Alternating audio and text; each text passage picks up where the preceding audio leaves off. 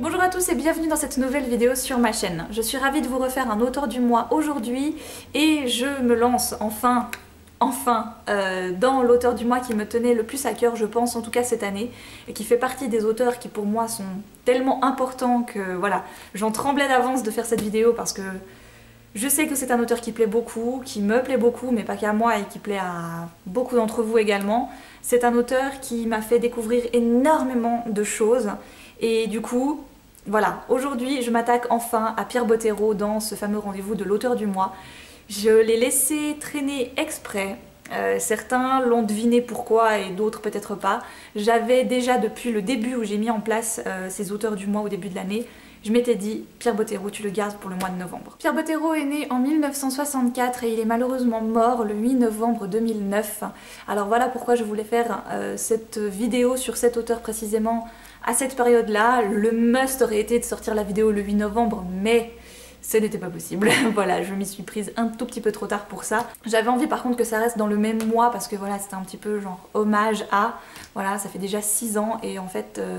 Waouh, ça fait déjà 6 ans. J'ai eu la chance de rencontrer Pierre Bottero au Salon du Livre de Genève la même année, non l'année d'avant. Donc en mai 2008, si je me trompe pas, j'avais fait dédicacer mon tome 2 de Elana sur place, quoi, vraiment. Je l'avais exprès acheté au Salon du Livre parce que je l'avais pas encore pour le lui faire dédicacer à ce moment-là. Je pense que ça va être une des vidéos, les auteurs les plus brouillonnes que j'ai jamais faites, mais c'est pas grave, parce qu'habituellement je note un peu un petit cheminement, un petit genre tu vas commencer par ça et tout. Là, que dalle.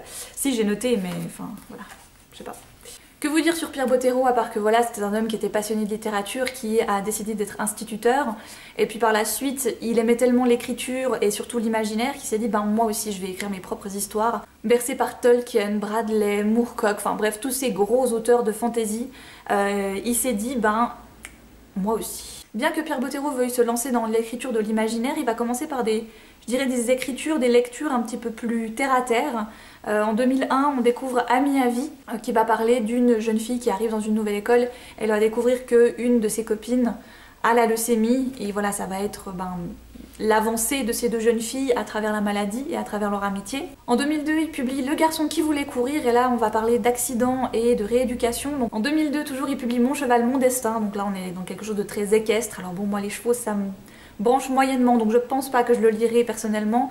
Il a publié un deuxième volume d'ailleurs dans cette série, où c'est donc l'histoire d'une jeune fille qui est très fanatique de chevaux apparemment et qui va découvrir un cheval qui est maltraité sur un domaine, et puis elle va essayer vainement de combattre cette maltraitance. Et en 2003, enfin, paraît le premier tome d'une des plus grandes trilogies de sa vie. Donc bien sûr, vous l'aurez reconnu, c'est La Quête des Vilanes, que j'ai ici dans son édition de poche, qui date un petit peu maintenant, je crois. J'ai dû lire au moins 4 fois cette édition. Bref. Pour vous résumer rapidement le premier tome de la trilogie La Quête des Vilanes, on va rencontrer Camille, une jeune fille qui, pour éviter un accident de la route, un camion est légèrement en train de lui foncer dessus, elle va réussir à se transporter dans un autre monde. Elle n'a plus de camion, plus rien du tout, bref, elle se retrouve dans une grosse forêt toute broussailleuse. Se trouve une énorme bestiole qui essaie vainement de l'attaquer et elle se retrouve de nouveau dans notre monde. Dans ce premier volume, elle commence à comprendre qu'elle n'est pas qui elle pensait être. Et elle va découvrir tout son destin en fait finalement, hein, son destin de dessinatrice, son destin dans un pays qui n'est pas celui qu'elle a connu depuis petite, voilà.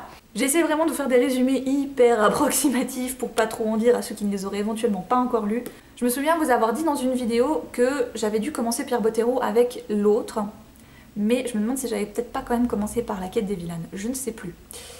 Parce que ça date un peu 2003 quand même pour moi. La première trilogie, je l'ai une première fois dans sa version de poche, voilà. Et cette année, les éditions Rageot ont décidé de rendre hommage à Pierre Bottero dans ses nouvelles éditions, qui sont juste sublimes. Donc voilà, Pierre Bottero a édité une très grande partie de ses œuvres chez la maison d'édition Rageot, et j'avoue que ces nouvelles couvertures sont superbes. Voilà, je les trouve vraiment magnifiques.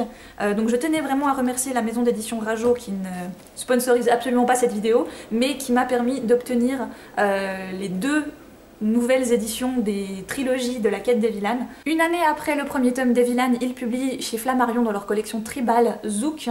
Donc là, Pierre Bottero s'essaye à quelque chose de plus ou moins différent, on va dire. On n'est plus du tout dans le côté de l'imaginaire, hein. On va rencontrer Zouk, qui est une jeune danseuse qui malheureusement ne se trouve pas assez mince pour réussir dans la danse. Ça reprend un petit peu le même scénario que Cœur Mandarine dans la série des filles au chocolat, où la jeune Summer trouve qu'elle est trop épaisse pour faire de la danse classique.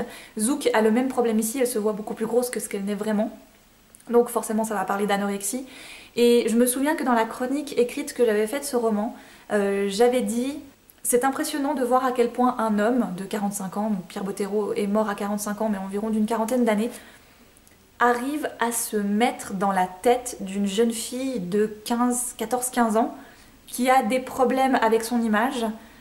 Pour moi c'est tellement des choses qui sont à l'opposé que c'était très fort. C'était très très fort parce que ces personnages féminins, il en a quand même une belle panoplie, Pierre Bottero, je trouve qu'il les travaille avec tellement de justesse, sans tomber dans le cliché, sans tomber dans le too much hein, également. C'est pas des Katniss Everdeen qu'on a ici je trouve, et c'est ça qui est très fort avec Pierre Bottero, c'est qu'il a des héroïnes tellement accessibles et on a envie de ressembler à ces gens-là.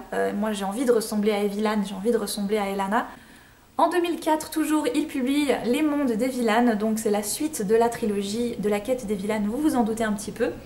Et donc, pendant mon bookshelf tour, vous aviez été plusieurs à me poser la question « Mais Margot, où sont passés les mondes d'Evilan ?» Et en effet, c'est une trilogie que je n'ai jamais achetée par avant. Donc là, c'est la version rééditée chez Rajo que Mathilde m'a envoyée. Et pourquoi je n'ai jamais lu Les Mondes d'Evilan? En fait, dans tout ce que je vous présente ici de Pierre Bottero, je les ai lus et relus. À un moment donné, je me suis rendu compte, mais j'ai toujours pas lu Les Mondes d'Evilan. Il faudrait quand même que je m'y mette. Et c'est en réfléchissant à ça où je me suis dit, du moment que j'aurai terminé Les Mondes d'Evilan, j'aurai pratiquement tout lu. Ce sera terminé, en tout cas tout ce qui se trouve dans l'univers Evilan, ce sera terminé. Est-ce que j'ai vraiment envie que ça se termine? C'est un problème de deuil en fait, je pense. Ça fait 6 ans qu'il est mort et je crois que je commence simplement à me dire ben voilà, il n'y aura plus. Et j'arrivais pas à me le dire avant, hein. Vous pouvez trouver ça bizarre et très étrange et peut-être même stupide, mais c'est vraiment quelque chose, je me suis dit, si je termine ça, si je lis la trilogie des mondes, bah après il n'y a plus. En 2006, il publie un livre qui a eu beaucoup de succès et que beaucoup d'entre vous avaient déjà lu, moi ce n'est pas encore mon cas. Il s'agit de Tour B2 Mon Amour, donc, qui est également paru aux éditions Flammarion dans leur collection Tribal, si je ne me trompe pas. Toujours en 2006, on découvre enfin la trilogie de l'autre. Cette trilogie-là, j'y tiens particulièrement parce que elle est juste waouh. Evilan est super géniale. Elana de même, c'est vraiment des trilogies de dingue. Mais pour moi, l'autre, il y a eu un truc, je sais pas trop quoi, il y a eu un truc que j'ai juste trouvé exceptionnel. En fait, dans cette trilogie, on va rencontrer deux adolescents, Nathan et Shae, et chacun des deux a des sortes de pouvoirs étranges. Et en fait, Nathan et Shae sont les deux derniers descendants de 7 familles au pouvoir étrange. Mais chaque famille avait un pouvoir bien spécifique et eux, en fait, ils commencent à être les derniers membres de ces familles et à regrouper ces pouvoirs en eux. Ils ont un but, bien sûr, qu'ils ne sont pas encore en courant quand tu commences celui-là, forcément, sinon c'est pas marrant. Ils doivent en fait détruire une entité qui s'appelle l'autre. Donc l'entité l'autre a été divisée en 3 parties, le cœur, l'âme et le corps, pour éviter qu'elle foute encore plus la merde que si elle était tout ça ensemble réunis. Et les deux jeunes gens doivent se démerder pour la bousiller. Voilà, c'est sympa. Moi je trouve que quand tu te réveilles le matin et qu'on t'annonce ça, ça doit être chouette. Ouais. Ce tome-là, pour les personnes qui l'ont lu. Voilà, je vais absolument pas spoiler quoi que ce soit, mais quand on est fan des univers de Pierre Bottero, c'est à ce moment-là que tout se rejoint. On se dit mais comment j'ai pas pu voir ça avant en fait? C'est magique. En 2008, il nous sort les Bibles de Elana, donc le pacte des Marcombres, ou des Marchombres, je sais pas comment vous dites. Moi j'ai toujours dit Marcombre, je sais pas pourquoi. Genre le CH pour moi ça fait K, Marcombre. Bref, on s'en fout. Cette trilogie, c'est une des préférées, je pense, à beaucoup de monde, parce que le personnage d'Elana est...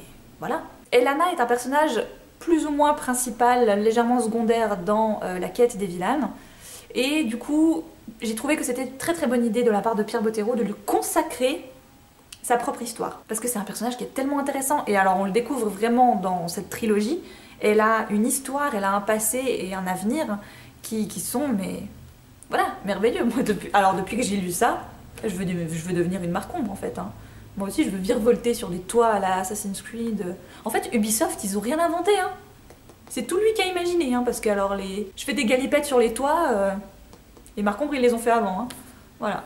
Puis Pierre Bottero s'est lancé dans l'écriture à quatre mains avec son ami Eric Lhomme. Ils ont pondu la saga A comme association. Alors A comme association, à la base j'y croyais moyen. Moi j'étais fan de Pierre Bottero, un peu moins d'Eric Lhomme. J'avais plus ou moins croché sur le livre des étoiles. Ce que j'ai beaucoup aimé en fait avec A comme association, c'est que le premier volume, enfin les deux premiers volumes, on peut les lire dans l'ordre qu'on veut. C'est-à-dire qu'on peut commencer par celui de Pierre Bottero ou celui d'Eric Lhomme. C'est égal, ils sont d'ailleurs pas numérotés sur les versions grand format, parce qu'en fait les deux histoires se passent au même moment et les personnages se croisent.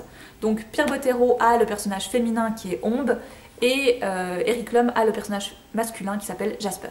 J'ai adoré Ombe. Enfin, Ombe, c'est genre la descendante d'Elana, quoi. Moi, je la voyais comme ça. Il n'a malheureusement pu écrire que 4 volumes, voilà. Donc le but était d'en faire 8. Eric Lhomme en a donc fait 8, enfin fait 6. Et Pierre Bottero devait en écrire 1 sur 2 à la base. Et ben voilà, du coup, il n'a pas pu terminer, il s'est arrêté au tome 4. Je sais pas ce que Chess essaye de faire, en fait. Genre, je rentre dans la bibliothèque ou je rentre pas? Comment je fais? Ah, je sais pas. Non. Ah, je tombe. T'es un peu stupide, en fait. C'est ça que tu me dis? Ne me regarde pas comme ça, hein. C'est toi qui es tombé, je t'ai pas poussé. Hein. En 2010, les éditions Rajo décident d'éditer Les âmes croisées, qui est donc une œuvre que Pierre Bottero avait écrite mais qui a été éditée après sa mort. Et voilà, c'est ce livre-là, je pense, qui est le livre le plus frustrant de l'auteur. Parce que pour moi, c'était clairement un tome 1. La fin de ce livre est une fin en elle-même, si on peut le dire. Mais il manque un truc. On sent très bien qu'arrivé à la fin, les deux personnages voient quelque chose au loin. Pour les personnes qui ont lu les autres livres de Pierre Bottero, on voit très bien ce que les deux personnages voient à la fin. Voilà, bref. Et le dernier livre que j'ai à vous présenter, il s'agit du Chant du Troll, qui là est illustré par Gilles Francescano. Également un livre qui est sorti en 2010, donc après la mort de Pierre Bottero. Et ça, je pense que c'est un des plus bels hommages qu'on ait pu rendre à l'auteur, en fait, parce que toute l'histoire est un hommage à la disparition des gens. Encore une fois, je vous conseille fortement d'avoir lu Le Pacte des Marcombres avant de lire Le Chant du Troll, parce qu'il y a clairement un renvoi d'images qui est très sympathique et il faut faire le lien à un moment donné et c'est vraiment très très bon. Mais comme tous les livres de Pierre Bottero ont ce petit lien entre eux, c'est vrai que c'est sympa peut-être de les lire dans l'ordre un petit peu plus chronologique de parution des livres, parce que du coup on peut vraiment tisser la toile petit à petit que l'auteur a mis en place. Et c'est tellement énorme ce qu'il a mis en place, ça vaut le coup de le faire. Cette vidéo est maintenant terminée pour moi, j'espère qu'elle vous aura plu. À part vous crier mon amour pour Pierre Bottero, je ne vois pas trop ce que je pourrais faire d'autre. Et puis pour l'avoir rencontré en vitesse une fois dans ma vie, je peux vous dire que c'était quelqu'un de terriblement gentil. Et voilà, il méritait juste pas de partir maintenant, je pense qu'il nous aurait encore en faire de très très bons moments de lecture. Et j'en ai presque les larmes aux yeux, voilà, bien, bravo, merci Chess de venir me consoler. C'est un auteur pour moi qui apporte beaucoup dans l'univers littérature jeunesse. On peut dire tout ce qu'on veut sur la littérature jeunesse, mais Pierre Bottero reste un grand du genre. Voilà, tout simplement. Je trouve qu'il s'est vraiment consacré à 100% là-dedans et ça vaut le coup, ça vaut le détour ce qu'il a fait parce que c'est d'une qualité assez incroyable. Voilà, cette vidéo est maintenant terminée. J'espère vous avoir donné envie de plonger le nez dans des œuvres de Pierre Bottero si ce n'est pas encore le cas. Je vous embrasse très fort, je vous souhaite de très belles lectures et à une toute prochaine.